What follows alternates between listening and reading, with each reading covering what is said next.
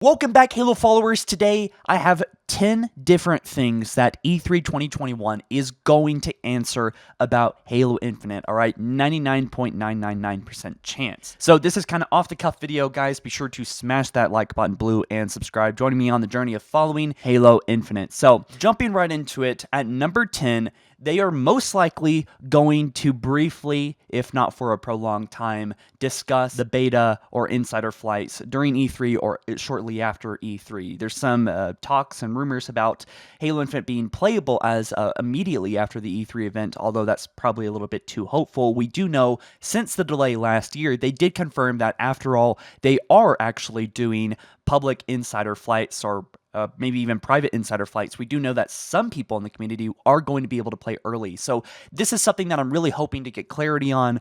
Who is going to be able to play this exactly? How big is these flights going to be?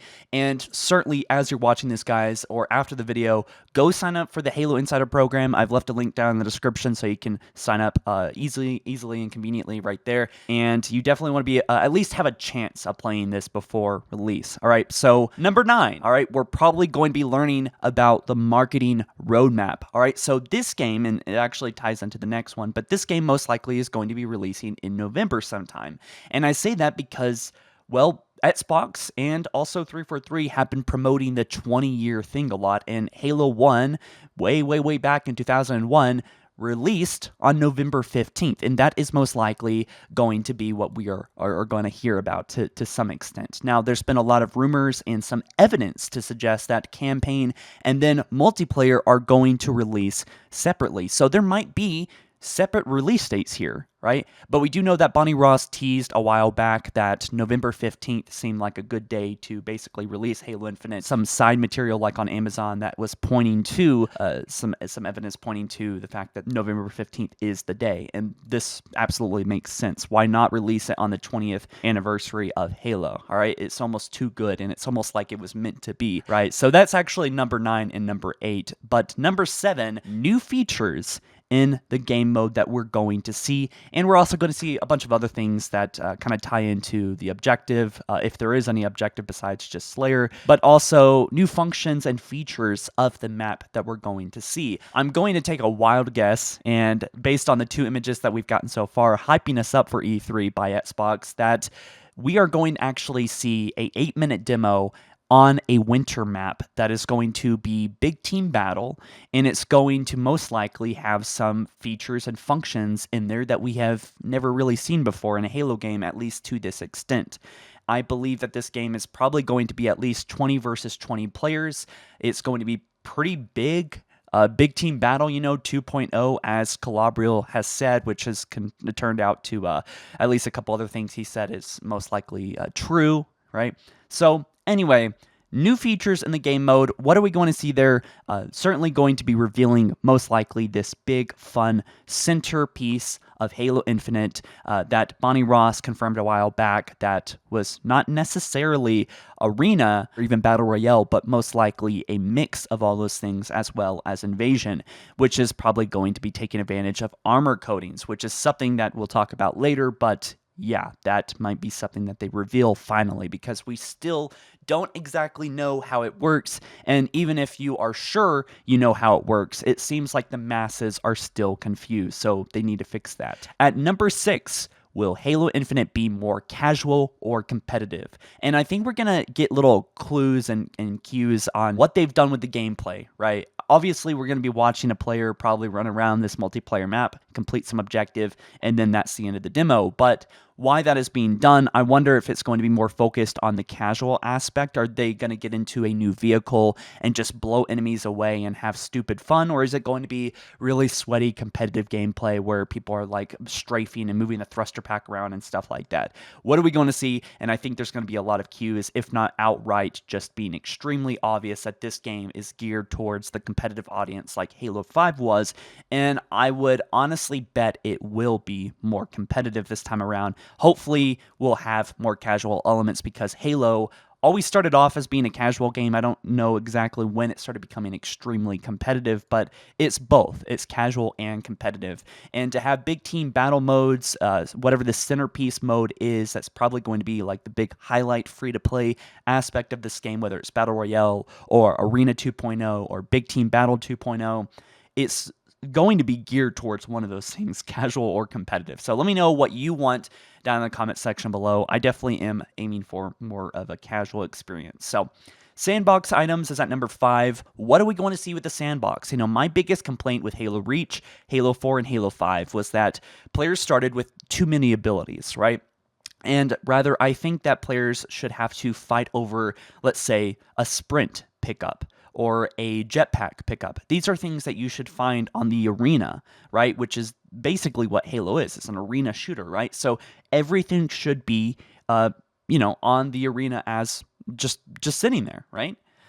Just like the rocket launcher is something that is fought over and brings, players together in one big area, fighting over the rocket and then gaining advantage. I think that the same thing should be done with the grappling hook, which is, by the way, confirmed. I'm very curious to see how it will work, but we do know that the grappling hook is going to be functioning different than it does in the campaign. So what we've seen in the campaign is not a good reflection of what might we see in multiplayer. It might be drastically different. It might be limited to how many hooks you could use, or, it's just going to be more balanced. And of course, I hope we see this, but we do know that grappling onto Banshees and other vehicles is a feature. All right, that is something we're going to see in multiplayer at some point, whether it's way later this year when we actually play it or in this demo. That is one of the coolest things, I believe, the fact that we're fighting over the grappling hook and then can use it as a massive advantage to expand the sandbox in such a meta but not meta way is so profound to me that I do actually have a lot of hope about the sandbox, even though there is a lot of concerns as well. The fact that the grappling hook is a pickup makes me hopeful that we might see other equipment, right? Like the drain, the drain or whatever it's called, right? The drop shield, the regenerator field. These are things that really added and made Halo 3 gameplay so much more dynamic. Why not breaking the game at all? And I think they just need to look at that, what worked in Halo 3, and expand upon it. And it looks like they are, actually. So number 4, we're going to learn more about graphics and visuals. So I was made fun of in my last video because I'm like, what's going on with the art style? But what I really meant by that was what's going to be going on with the visuals? What's going on with the graphics? We know that it's improved quite a bit. We've seen screenshots, but screenshots are just that, screenshots. We want to see actual gameplay from the campaign and multiplayer. But regarding multiplayer, the only multiplayer map that we've seen, which has been screenshots, looked underwhelming and it just looked boring to me. It looked like every Halo 5 map, which was very boxy, undynamic intricacies in the map that we would see like in Halo 3. There's all kinds of things going on in Halo 3's maps, even Halo Reach, that added such a natural, organic flow to the gameplay while retaining map control to some extent, although Reach did kind of break it. But again, I'm a big Halo 3 fan, so I might be biased here, but what is going on with the flow of the map, and is that going to work with the visuals? I imagine it's not a very easy thing to do both those things. So has 343 mastered that at this point, or are we going to see more Halo 4 and Halo 5 themed maps that are rather generic and kind of unimaginative, I guess? But at number 3, the new main mode. This is something that I'm really looking forward to because it is going to make or break Halo, or at least Halo Infinite. But I do believe that this is going to be a mix of big team battle based on Calabril's tweet, which the other things a part of that tweet did turn out to be true. So I do believe that is going to be some form, and then he deleted the tweet, by the way. It's going to be some big form of big team battle, invasion, and battle royale.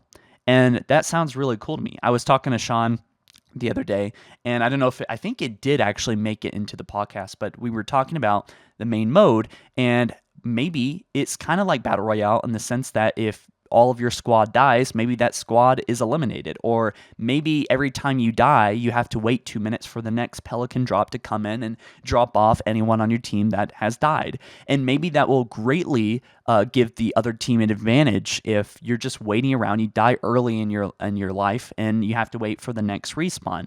So that's something that we haven't really seen before, just an idea. But regarding Pelican drops, regarding vehicles that are affected, I mean, can we shoot down these Pelicans? Can we? What kind of new vehicles are we going to be seeing in this game? How is that going to help the fun of the casual type gameplay that we're all used to from back in the day? But how is that also going to be competitive in this new main mode? Because certainly some people are going to be going into this mode hoping for a competitive experience as well. Because if you look at games like Apex Legends or Fortnite, there's a lot of competitiveness in that, right? So number 2, armor abilities. This is a super big one, super controversial one, and I'll just say this, like, I believe, and as much flack as I give Halo 5 and the gameplay, the armor abilities, they weren't bad, but I don't feel like it was Halo. And why that's so important is because I think it felt like a paintball shooter. I think someone called it as a paintball shooter, but you're zipping around, you're running around, and there's really no longer map control, and every game mode feels like free-for-all almost, because there's no real flow to maps anymore. They basically broke map control, which is why I was saying earlier, the sandbox items and placement, is that going to be loadouts, or is it going to be on the map, is going to make or break this experience for me. And I would say that the only armor ability that I would approve of is Thruster. But even then, I have to admit, Thruster is kind of breaks gameplay sometimes. I mean, it kind of ruins the flow of some one-on-ones and some two-on-twos, things like that. It adds a layer that I'm not quite sure ultimately is going to be great for Halo. But yeah, so in this gameplay reveal, whether it's campaign or most likely multiplayer, we're going to see some armor abilities, undoubtedly, right? 343 has expressed that they feel like they did great with Halo 5 because they think that, and also it was received well, multiplayer was received well, so it is very likely we are going to see very similar gameplay from Halo 5 multiplayer, and that kind of bumps me out, but at the very least, I hope we see more casual elements, like more just around the map sandbox items, but also vehicles. Vehicles are super important for gameplay, and we're going to see how important it is to 343 in this reveal, most likely. And lastly, armor coatings, actually. So yeah, armor coatings are a bit of a controversial thing, and I hope that we can finally get some clarity on this, but yeah, they basically are selling these armor coatings. They're microtransactions, all right? This game, the multiplayer side of Halo Infinite, is going to be free to play for everyone on planet Earth. So the way that they're going to make money from that is selling cosmetic items, right? God forbid they do anything pay to win. But, I kind of rule that out. I think 343 is smart enough. You could argue that they kind of already did that with the month of Mythic with Halo 5 Guardians and Warzone. But even then, that was limited to that main mode. So this main mode, just like Halo 5, this main mode might be kind of like Warzone as well. Maybe just with more objectives and more player count. It might be a little bit pay to win. I don't know yet. I'm just making speculations here, but I know they didn't rule that out with Halo 5. So, anyways, you could also argue that wasn't pay to win, but that's for another video. Anyways, guys, thanks so much for watching. If this sparked any speculation or thoughts in you, please let me know down in the comment section below. Once in a while, I like to take comments and talk about them. There's not much time left before E3. Again, that is June 13th at 10 a.m. Pacific time, and I'll be here on Halo Follower, most likely streaming it, talking before and after, as well as giving my live reaction muted on the other side while you guys can watch the stream for yourselves. I'll probably be filming a separate video why there will be a clean stream for you guys to experience it for yourself. So I'm not screaming in the background of this big reveal. This is probably one of the biggest reveals for Halo Infinite and one of the last reveals that we will see for quite some time. So have fun. As me and Sean talked about yesterday, have fun and enjoy it. Soak it in, because this might be the very last time we see something like this for quite a good amount of time. So I'll catch you guys in the next one soon. All right, you take care. Peace.